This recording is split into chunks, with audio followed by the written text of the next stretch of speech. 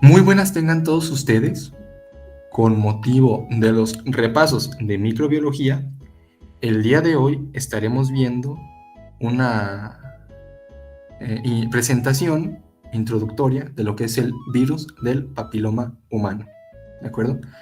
Les habla Ricardo Rubén Navarro González y sin más procedemos a comenzar con nuestro repaso. En cuanto a sus características generales, son básicas para entender el comportamiento de nuestro virus, ¿no? Este virus, en su genoma, va a tener las siguientes características.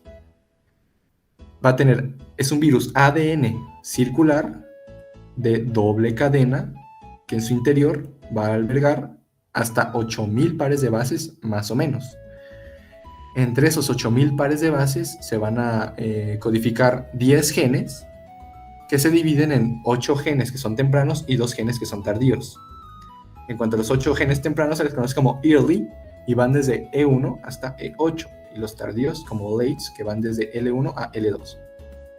Este es un virus desnudo, puesto a que no tiene una envoltura pues, evidente, ¿no? Y más que nada lo que manifiesta a la superficie va a ser su cápside de características icosaédricas de diámetro, un aproximado de 50 a 55 nanómetros.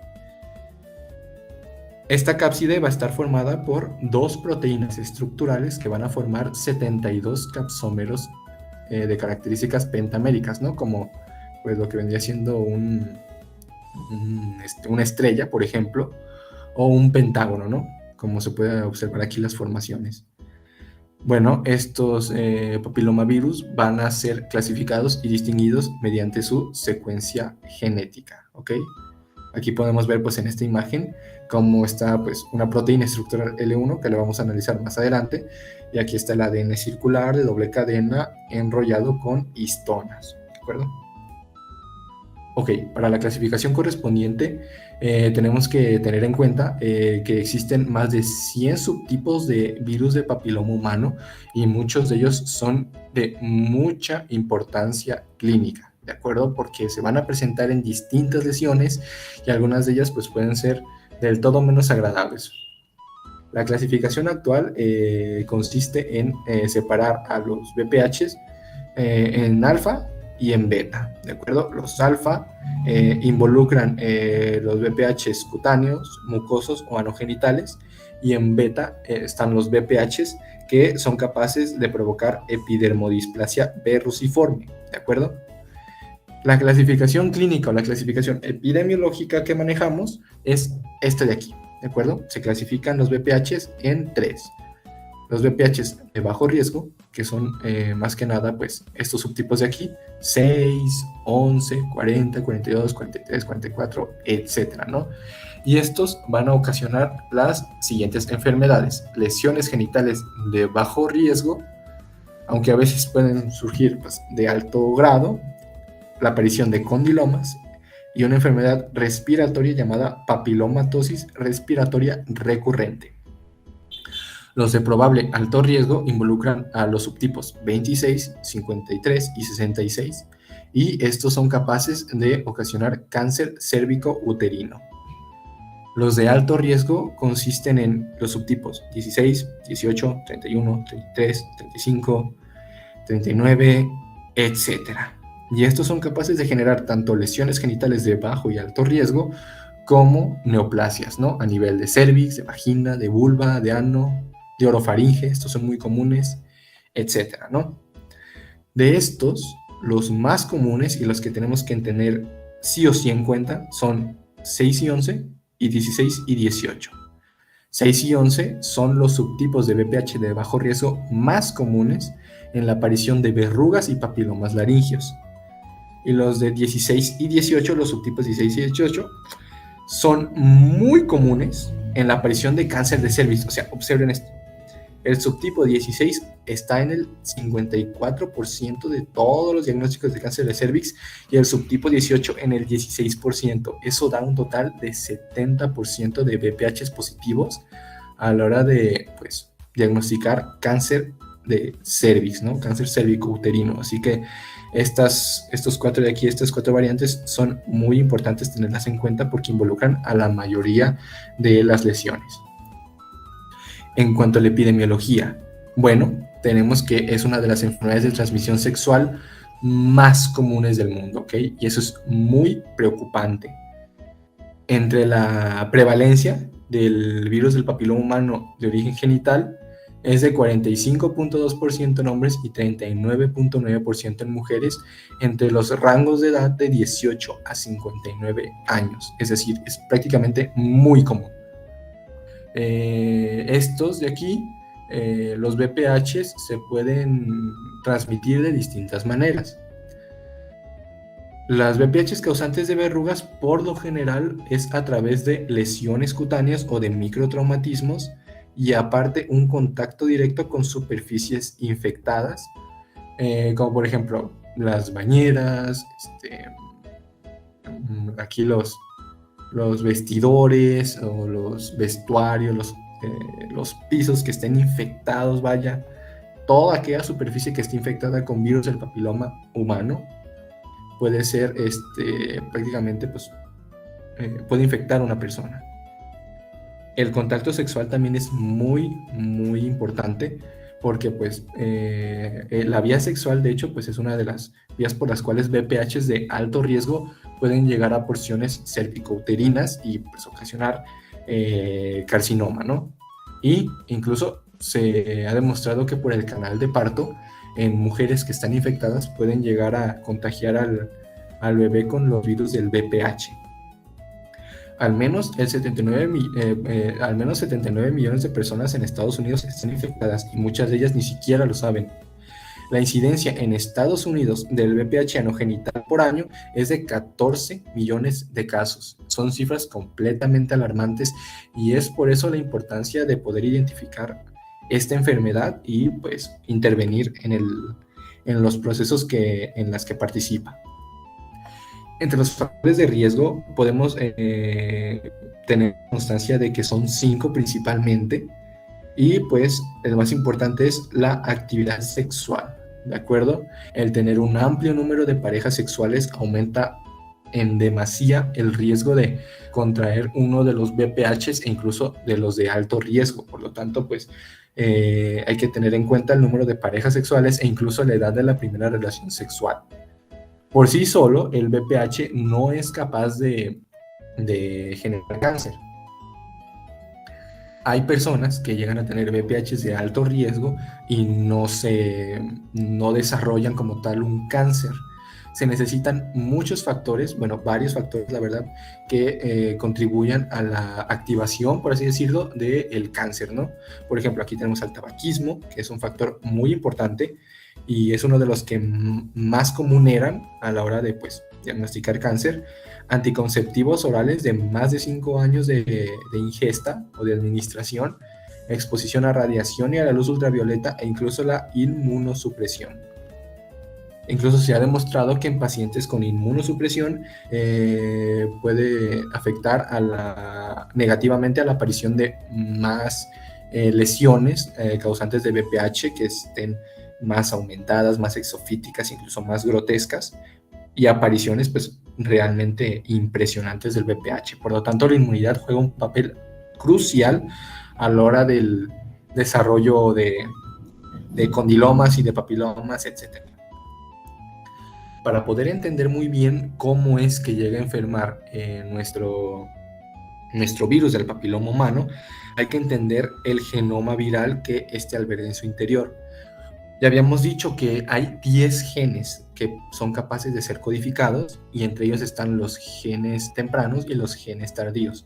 Pues bueno, cada uno de estos genes es capaz de codificar para traer una proteína y que ésta tenga una función específica. De E1 a E8 tenemos que son llamadas proteínas oncogénicas. Van a intervenir mucho en el proceso del cáncer y son muy importantes, en especial E6 y E7. Y después tenemos a las proteínas estructurales que se expresan tardíamente, que pues estas son las que van a formar la cápside como tal. E1 y E2 participan mucho en el fenómeno de la transcripción y la de la encapsidación, de la replicación viral, y E1 actúa como el licasa y E2 es favorable a la transcripción e incluso a la encapsidación de los viriones. De E3 y E8 no se conoce a ciencia cierta para qué sirven, pero se sabe que existen. E4 es la proteína oncogénica capaz de regular a los genes tardíos e contribuye a la maduración de nuestros viriones. La E5 es una proteína oncogénica que es capaz de transformar a E6 y E7 y también es capaz de activar el receptor del factor de crecimiento epidérmico, ¿de acuerdo? Y esto, pues, como su nombre lo indica, va a aumentar el crecimiento de las células, va a aumentar la reproducción y pues se va a formar, pues, prácticamente hiperplasia, ¿no? Como quien dice. E6 y E7 son las más importantes, ¿de acuerdo? Porque estas son las proteínas oncogénicas que mediante distintos fenómenos bioquímicos son capaces de inactivar a P53 y a retinoblastoma, ¿de acuerdo? Incluso, pues, todos saben que el P53 es el guardián del genoma, el bien conocido guardián del genoma. Por lo tanto, pues, imagínense los problemas que podemos tener con mayor crecimiento y menos apoptosis. Después nos pasamos a las proteínas estructurales, donde tenemos a L1, que ya la vimos al principio, que es la proteína principal de la cápsida y que es capaz de reconocer a los receptores celulares. Después tenemos a la L2, que su función no es menos importante y que es capaz de hacer que el virus del papiloma humano se una a la célula y se llegue a ensamblar.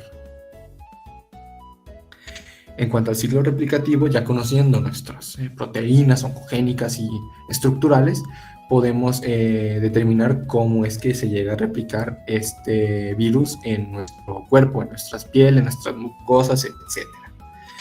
Antes que nada vamos a comenzar, pues, obviamente hablando pues de la piel. Aquí está en la aparición de las verrugas. Y pues tenemos pues nuestro estrato córneo, nuestro estrato granuloso, espinoso y nuestro estrato basal, ¿de acuerdo? Habíamos dicho que para contraer este virus se necesita un microtraumatismo y es precisamente para que el virus del papiloma humano sea capaz de atravesar todas estas capas y llegar a la capa basal, ¿de acuerdo? Donde están pues las células en constante mitosis.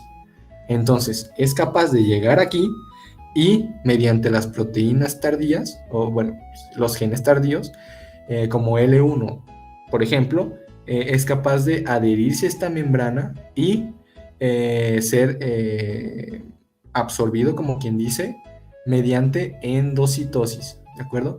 Endocitosis, formación del endosoma, el BPH entra a través del endosoma y ya adentro de la célula es capaz de desnudar el virión y provocar la salida de todo el genoma viral. Y esto ya va a comenzar a ser un problema porque entre las proteínas estructurales y el genoma que albergaba en su interior el virión van a migrar hacia el núcleo para hacer ya sus correspondientes fechorías. Entonces, llega el genoma al núcleo y comienza el fenómeno de la transcripción, ¿de acuerdo? Se transcribe el genoma, se empiezan a multiplicar el BPH y pues comienza la expresión de los genes tempranos que van a dar pues a las proteínas oncogénicas, en específicamente E2 y E1. Estos se van a encargar de reclutar y de conseguir todo lo que la célula necesita para poder seguir replicando al BPH como tal, ¿no? Y todo esto ocurre en el estrato basal. A la hora de que esta célula migra hacia el estrato espinoso, se van a seguir expresando E1, E2 y E5. Y entonces va a estar aumentado el riesgo y va a aumentar el incremento pues, de las células que podrían estar susceptibles a seguirse infectando por la replicación del virus y se puede migrar a células adyacentes y pues infectar básicamente a todo el estrato, ¿de acuerdo? Entonces, cuando este estrato va subiendo y subiendo, se van a ir expresando las distintas proteínas oncogénicas que van a pues, favorecer la transcripción, van a favorecer la replicación de los virus, la maduración de los viriones, la migración de los viriones hacia afuera, hasta llegar al estrato córneo, que aquí en el estrato córneo, pues prácticamente a la hora de morir el queratinocito va a liberar el BPH pues al exterior, ¿no? Y llegará hasta donde tenga que llegar, así sea piel o así sea mucosa. Entendiendo este proceso y el ciclo replicativo, podemos entender a la patogenia como tal. Es muy simple, es muy sencilla y pues consiste en la infección que ya comentamos, la replicación en la piel o en las mucosas, y esto va a provocar a su vez proliferación del epitelio, ¿de acuerdo? Y esto a su vez se va a continuar en este fenómeno de aquí. Se le conoce como atipia coilocítica, ¿de acuerdo? ¿Cómo sabemos que estamos viendo una atipia coilocítica? Muy fácil. En el tejido vamos a poder observar células con núcleos completamente agrandados y con halos perinucleares. O, a mí se me hace más fácil así, núcleos muy grandotes y aparte el citoplasma sin teñir. ¿De acuerdo? Esta es una citología, esta es continción del Papa Nicolau, y pues podemos ver, esos son estadios tempranos de una infección de BPH, y pues podemos ver el aumento del núcleo e incluso pues los halos perinucleares, y todo eso se le conoce como atipia coilocítica, cuya célula pues infectada se le conoce como coilocito. En cuanto a las presentaciones clínicas, van a ser variadas, por lo general son dermatológicas, como las verrugas. Estas son muy comunes en niños y principalmente se dan con los subtipos 6 y 11, ¿de acuerdo? Y también se llegan a dar por los subtipos de BPH de 1 a 4, ¿de acuerdo? Pero los más comunes son de 6 y 11. Al igual que en los papilomas y carcinomas de cabeza y cuello, en los papilomas son muy comunes 6 y 11, y en la aparición de carcinomas aparecen los de alto riesgo, que son los de 16 y 18. En la aparición de verrugas anogenitales intervienen los mismos BPH de bajo riesgo de toda la vida, que son 6 y 11, y en la displasia cervical y en el carcinoma de cervix intervienen el BPH de 16 y el BPH subtipo 18, que son los de alto riesgo, y esos hay que mantenerlos, hay que tenerlos en cuenta. Tenemos como primera aparición pues las verrugas. Las verrugas tienen su tiempo de aparición, incluso de remisión y de reaparición, etcétera, que es de aproximadamente de 3 a 4 meses posterior a la infección. Y se van a manifestar como estas verruguitas, que por ejemplo aquí estamos viendo verrugas vulgares, que se dan en manos, en zonas periunguiales, y se representan por pápulas grisáceas de 0.1 a 1 centímetro y con una superficie rugosa, ¿de acuerdo? Esto es macroscópicamente hablando. Microscópicamente hablando podemos ver hiperplasia epidérmica, pues a causa del crecimiento excesivo de las células, de los distintos estratos de nuestra piel, y aquí podemos ver la atipia coilocítica. Ese es el estrato granuloso, e incluso se puede llegar a observar un exceso de gránulos de queratohialina, que son todos esos puntitos de aquí, junto a la atipia coilocítica correspondiente.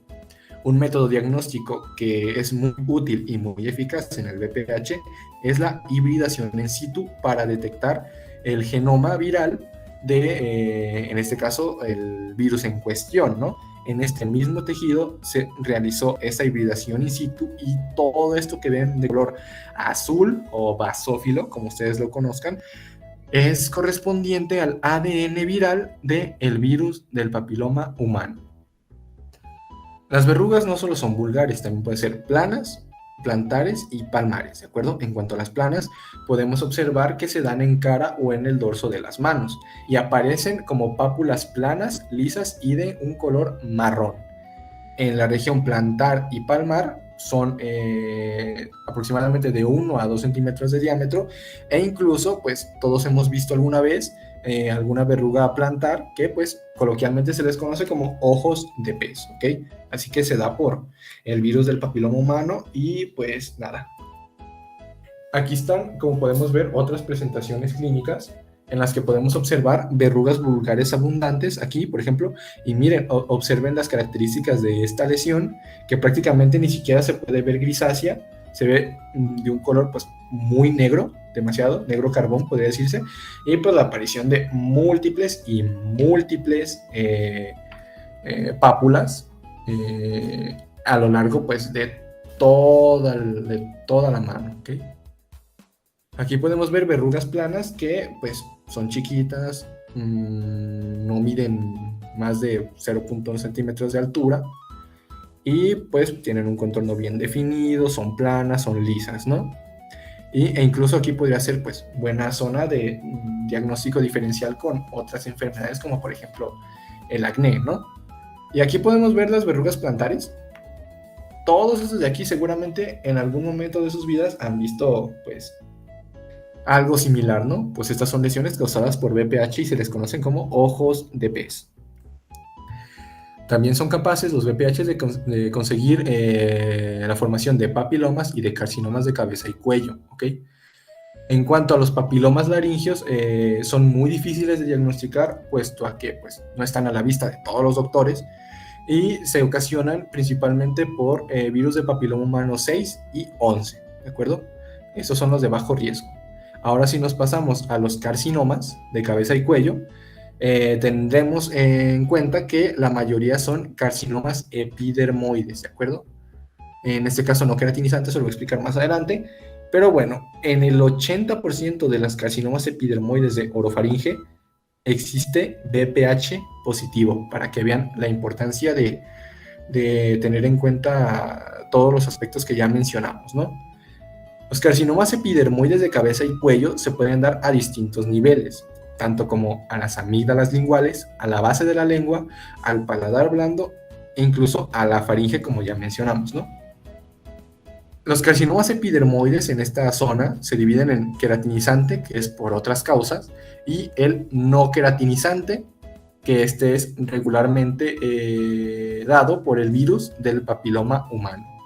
Y se identifica a través de los nidos y a través de los cordones de células con un aspecto basaloide, es decir, núcleo agrandado, citoplasma chiquito, etcétera, ¿no? Aquí podemos ver, pues, un ejemplo de esto. Podemos ver el carcinoma epidermoide no queratinizante. Prácticamente aquí no hay formación alguna de queratina. Y a este mismo tejido se le realizó inmunohistoquímica, ¿de acuerdo? Para detectar P16, que pues es un marcador que nos indica peligro, ¿no? Que nos indica cáncer, como quien dice. Y todo esto que ven de color café, pues son células neoplásicas, ¿no? A este mismo tejido se le realizó hibridación in situ de ARN mensajero. Este ARN mensajero codificaba las proteínas de E6 y E7, las que habíamos comentado que son oncogénicas e inactivan P53 y retinoblastoma. Pues todo esto café que ven aquí es eso, ARN mensajero de estas dos oncoproteínas bastante peligrosas. Entonces, este paciente tiene un carcinoma de cabeza y cuello, posiblemente orofaringio, con VPH de alto riesgo positivo. También son capaces de generar verrugas anogenitales, que en el 60% de los casos, todas son por papiloma humano, todas, pero en el 60% de los casos es por una de estas dos, o el subtipo 6 o el subtipo 11. Pueden aparecer verrugas en distintos sitios. Los más comunes son la vulva, la vagina, el pene, la zona del periné e incluso la región perianal, ¿de acuerdo? Y van a tener esta forma de aquí. Rara vez son malignas por el mismo virus que las infecta, que básicamente no tiene las proteínas E6 y E7 completamente desarrolladas como para generar cáncer, y por eso es que raramente son malignas, ¿de acuerdo? Aquí podemos ver una elevación de la piel de característica ramificada y exofítica, pues esta sería pues a nivel de lo que, al nivel que guste, ¿no? De todas estas de aquí. Aquí podemos ver pues un ejemplo más gráfico. Y histológicamente hablando, podemos observar que existe este aspecto exofítico, como ya vemos aquí, que vendría siendo como estas montañitas de aquí, como quien dice, que vendría formando papilas, y el epitelio pues, epidérmico estaría completamente engrosado por acción de la VPH, ¿no? Por la acción del crecimiento excesivo de la VPH. Si hacemos aumento en este corte de aquí, podremos observar el fenómeno de atipia coilocítica que ya habíamos comentado, núcleos agrandados con un halo perinuclear pues de color blanco. Vamos con el apartado de los más importantes, sin duda alguna, que es la displasia cervical y el carcinoma de cervix, ¿de acuerdo? Estos dos se dan principalmente por estos dos tipos en el 70% de los casos, como ya comentamos, que es el subtipo 16 y el subtipo 18. Estos dos de aquí van a tener completamente, por así decirlo, un desarrollo pleno de la función de E6 y E7. Como ya comentamos, estos son capaces de inactivar P53, el guardián del genoma, y retinoblastoma. Por lo tanto, se inhibe la apoptosis de alguna célula que esté fallando. Y por si fuera poco, también las proteínas oncogénicas son capaces de regular al alza la telomerasa, así que le están proporcionando mucha más vida de la que deben de tener. Aparte de que este BPH, estos subtipos, son muy fácilmente propensos a integrar todo su genoma en el ADN vírico, por lo tanto, a nivel nuclear puede haber errores a la hora de la transcripción y pues ocasionar un completo caos en toda la célula, además de que altera la reparación del ADN, es decir, desordena todo el código genético, aparte no te permite repararlo, hace que crezcas demasiado y aparte no te permite morir, consiguiendo la inmortalidad de la célula. Pero pues ¿de qué célula estamos hablando? Esa célula no sirve para nada, solo va a provocar cáncer, como quien dice. Ok, entonces la definición de cáncer de cervix in situ consiste básicamente en la aparición de células malignas con las características de anaplasia correspondientes, pero que no llega a atravesar la membrana basal de la mucosa, en este caso del cervix, ¿no? Se clasifica de la siguiente manera. Existen varias clasificaciones, por ejemplo está esta, la de Nick, que es la neoplasia intraepitelial cervical. Y está la de SIL, que es la de lesión escamosa intraepitelial. Van mucho de la mano y son prácticamente pues emparejadas. Esta es la clasificación actual, pero esta no deja de ser importante porque distribuye pues de mayor manera las características histológicas de esta neoplasia, ¿no? La normal, podría ser un corte de cervix normal, donde vemos el epitelio, la mucosa con epitelio estratificado completamente normal, que cuando pues va subiendo los núcleos cada vez van siendo menos y se van ensanchando hacia los lados, etcétera, ¿no? Pero cuando empieza la infección y empieza la replicación y el crecimiento celular, comenzamos a ver esta displasia, que es una displasia leve, que está en la clasificación de NIC 1, y en la clasificación de lesión escamosa intraepitelial de bajo grado. Aquí se puede observar una displasia completamente leve, marginada en las zonas del estrato basal, en el tercio basal, como quien dice, y pues se van a empezar a manifestar los fenómenos de atipia coilocítica, la coilocitosis, la aparición de condilomas, y pues esto correspondería a la lesión escamosa intraepitelial de bajo grado, ¿de acuerdo? Ya después de aquí, todas son de alto grado. Nada más con diferentes grados de displasia, ¿no? Tenemos NIC2, que se caracteriza por una displasia completamente moderada, donde ya podemos observar que los núcleos agrandados y el citoplasma pequeño, incluso apoptosis se observan a niveles más altos de nuestra membrana basal. Después pasamos a la displasia severa, en donde básicamente está casi en la parte apical de nuestra mucosa. Y esta sería pues NIC3, ¿no? Esta sería NIC2 y NIC3. Y todas estas de aquí son lesiones escamosas intraepiteliales de alto grado, es decir, un red flag para el desarrollo pues de alguna neoplasia, ¿no? Hasta que pasamos a NIC3, que ya es catalogado como un carcinoma in situ. Es cuando prácticamente ya no vemos células normales, podemos observar células con un núcleo muy hipercromático, muy grande, con una membrana muy reducida, bueno, un citoplasma muy reducido, La aparición de mitosis y mitosis, y algo característico de los carcinomas in situ, histológicamente hablando, es de que aquí ya no va a haber coilocitos. Todo van a ser células cancerígenas.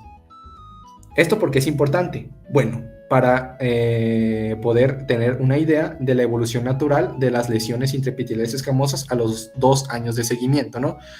A través, pues, de biopsias del Papa Nicolau, etcétera, ¿no?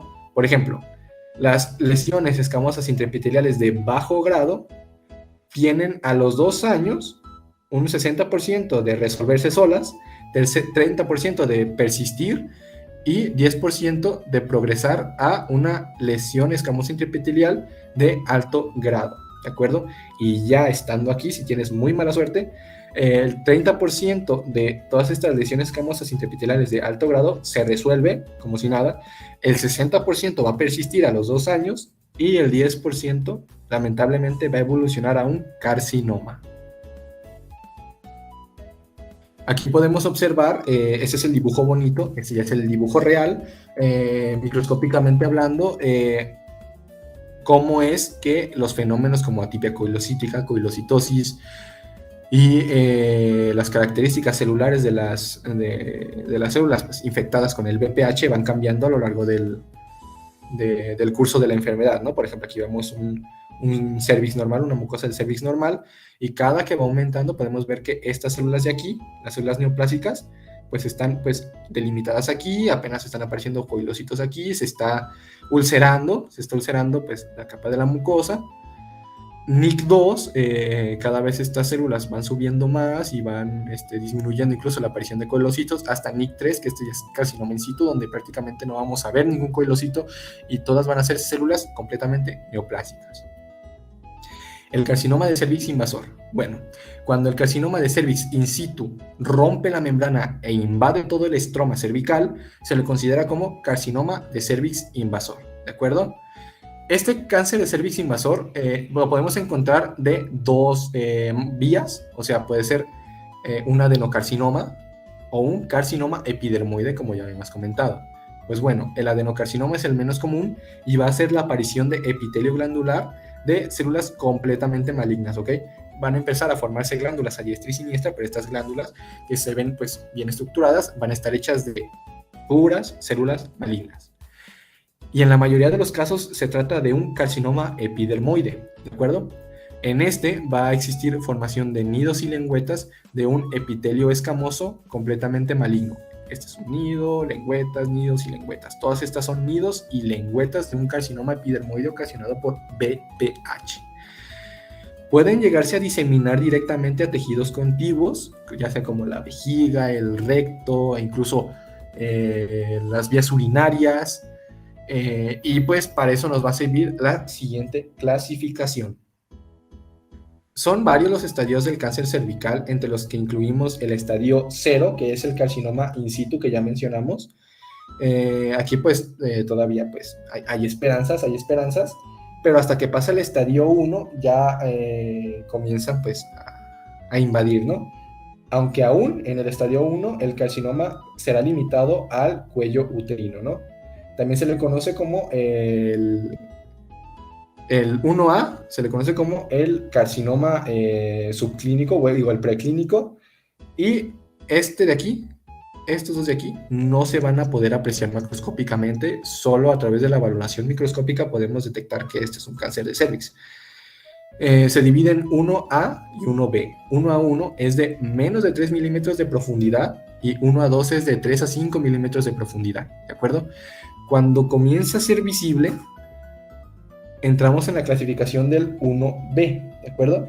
Este carcinoma ya va a ser invasivo histológicamente, pero va a estar limitado todavía al cuello uterino y se divide en 1B1, que es completamente visible, pero de menos de 4 centímetros de profundidad. Y 1B2 va a ser visible, pero de más de 4 centímetros de profundidad. Pasando ya al estadio 2, en este caso pues ya estaríamos hablando de que se extiende mucho más allá del cuello uterino y pues se divide en 2A y 2B. 2A1 es visible, va a afectar pues, a la pared pélvica, pero va a ser menor a 4 centímetros de profundidad. Y el 1A2 va a ser visible, va a afectar a la pared pélvica, pero va a ser de más de 4 centímetros de profundidad, ¿no? Y el 2B, aquí ya se incluye la invasión de los parametrios e incluso de la porción superior de la vagina, ¿ok? Aún no va a afectar a su tercio inferior, pero cuando ya afecta a su tercio inferior se le considera como estadio 3. Aquí ya se extendió a toda la pared pélvica. E incluso aquí ya puede existir algún fallecimiento. Se extendió pues al tercio inferior de la vagina, e incluso puede llegar a afectar a nivel renal, provocando hidronefrosis o afectar, prácticamente anular la función de un riñón completo. Por eso es que muchas personas que tienen cáncer de cervix llegan a morir por falla renal. Y estas pues se dividen en 3A y 3B, ¿no? Por eso mismo. 3A solo llega al tercio de la vagina sin llegar a la pared pélvica, y el 3B llega a la pared y ocasiona hidronefrosis o anula a un riñón, ¿de acuerdo? Y ya en el estadio 4 ya es mejor conocido como el cáncer con metástasis. Este cáncer ya se salió de la pelvis y se fue a la mucosa de órganos adyacentes como la vejiga o el recto, ¿de acuerdo?